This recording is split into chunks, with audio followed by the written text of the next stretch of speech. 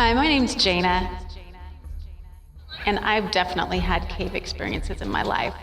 Sometimes we walk into the cave ourselves, sometimes we're kind of pushed in or dragged in, and sometimes we walk into it unintentionally, not knowing what we're getting into. Somehow you find yourself in this place, this pit, this cave of discouragement. And that's where I was.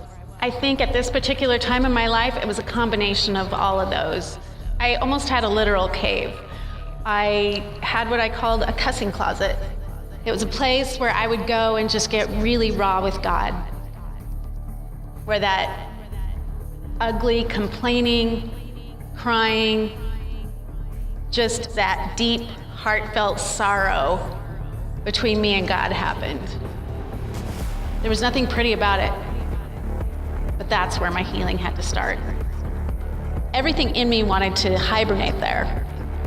Too afraid to move in the dark, alone, paralyzed. Temptation is definitely an issue in that dark place. There's so many false sources of light that promise a way out that seems faster than God's way out, faster than the process you're going through at the time. And yet in the back of my mind, in the depths of my heart, I could hear that still small voice of God saying, don't go that way. Because each of those false voices led me deeper into the cave, into a darker, more lonely place. I didn't feel like I had the strength or the courage or the ability to move forward. It was just so dark. But I got to a point when the tears were running out, when I was just at that very bottom place, where I realized I had to lean into that intimacy that was happening in that dark place and not into the darkness itself. And it changed my perspective. I remember the last day that I dubbed my cussing closet a cussing closet. I went in like any other day, thinking it was just gonna be time for me and God to hash things back and forth.